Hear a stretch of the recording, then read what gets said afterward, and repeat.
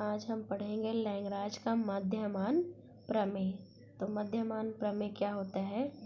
तो यदि F of x एक ऐसा फलन है कि इसका फर्स्ट पॉइंट होगा एफ ऑफ एक्स कॉमा समृद्ध अंतराल में हम लिखेंगे ए कॉमा बी में संतत है, ये फर्स्ट पॉइंट है। सेकेंड पॉइंट है जो फलन एफ ऑफ एक्स है ये विवृत अंतराल ए कॉमा बी में अवकलनीय है, सेकेंड पॉइंट है। और थर्ड पॉइंट है इसका मध्यमान प्रमेय का एफ ऑफ ए बराबर नहीं है एफ ऑफ बी के, तीसरा पॉइंट है। तो यहाँ पे तब हम कहेंगे ए कॉमा बी में एफ ऑफ एक्स का कम से कम एक मान इस प्रकार अस्तित्व रखता है कि एफ डैश ऑफ सी बराबर होता है F of B minus F of A बटे बी माइनस ए। ये है लैग्रांज का मध्यमान प्रमेय और इस प्रमेय के आधार पर हम आगे प्रश्नावली का सवाल हल करेंगे। तो चलिए प्रश्न हल करते हैं। क्वेश्चन नंबर 3, यदि एफ सतत ब्रैकेट में दिया -5, 5 एक संतत फलन है और यदि एफ डैश ऑफ एक्स किसी भी बिंदु पर शून्य नहीं होता है तो सिद्ध कीजिए कि एफ ऑफ -5 बराबर एफ ऑफ 5। तो इसको हल करेंगे तो एफ सच दैट समृद्ध अंतराल है -5, 5 एक संतत अवकल फलन है, ये हमको दिया हुआ है। अतः फर्स्ट पॉइंट है फलन एफ समृद्ध अंतराल -5, 5 में संतत है। सेकेंड पॉइंट हम लेंगे फलन एफ विवृत अंतराल -5, 5 में अवकलनीय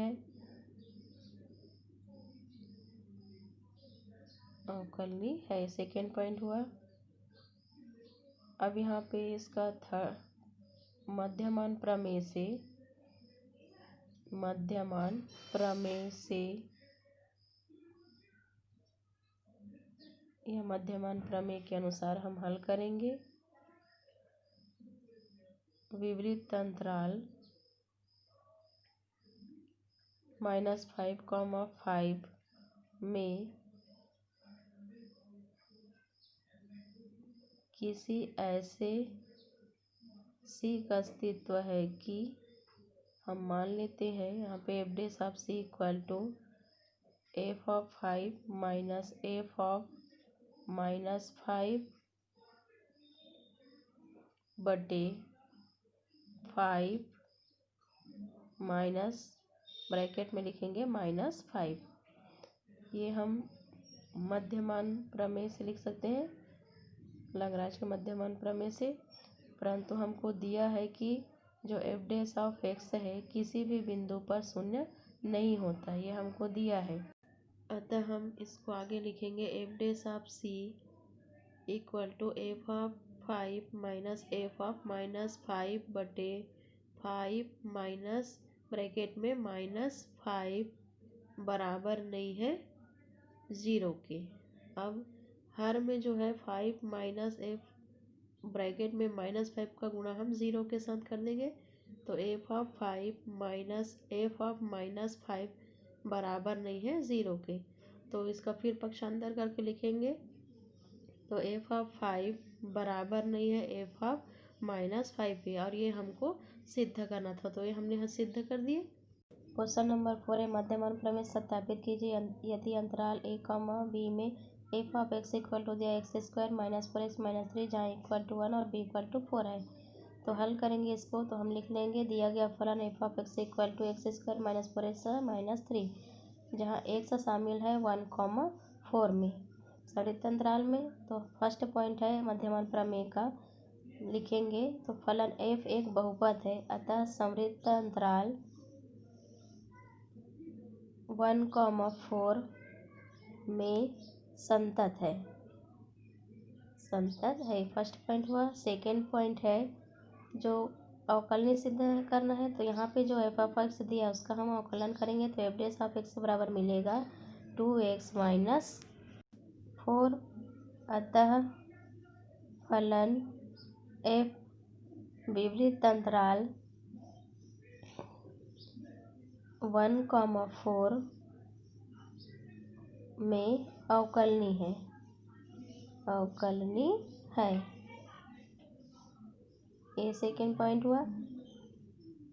मध्यमान प्रमेय के अनुसार विवृत अंतराल 1,4 में किसी ऐसे c का अस्तित्व है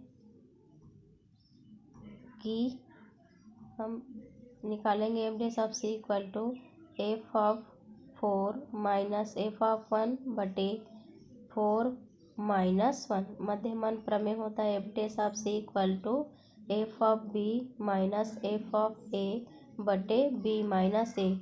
इस सूत्र की सहायता से हमने लिख लिया है इसको। जो हमने अवकलन किया है 2x माइनस 4, उसमें हम x की जगह c रख देंगे तो 2c minus 4 equal to X square minus 4x minus 3। उसमें हम लिख देंगे 4 का स्क्वायर माइनस 4 इंटू 4 माइनस 3। उसी प्रकार से माइनस 1 का स्क्वायर माइनस 4 इंटू 1 माइनस 3 बटे हम लिख देंगे 4 माइनस 1। तो 2c माइनस 4 इक्वल टू मिलेगा हमको 4 का स्क्वायर, यहाँ पे हो जाएगा 16 माइनस 3 माइनस 1 का वर्ग 1 माइनस 4 माइनस 3 बटे 4 माइनस 1 करेंगे तो 3। तो यहाँ से हमको मिल जाएगा प्लस 16 माइनस 16 कैंसिल, तो यहाँ से बचेगा माइनस 3 माइनस ये होगा 1 माइनस 7 होगा, तो यहाँ से बचेगा हमको माइनस 6 घटाने पर बटे कितना हुआ 3। तो 2c minus 4 equal to minus 3 बचेगा यहाँ पे। तो ये हुआ माइनस 3 माइनस माइनस प्लस 6 बटे कितना हो गया 3, और 6 में हम 3 घटाएंगे 3 बटे 3 मतलब कितना हुआ 1।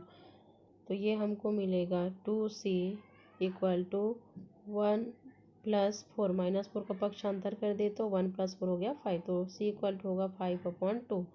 अब ये जो वैल्यू आया c का मान 5/2 जो है वो जो दिया गया अंतराल है 1,4 उसमें क्या है शामिल है।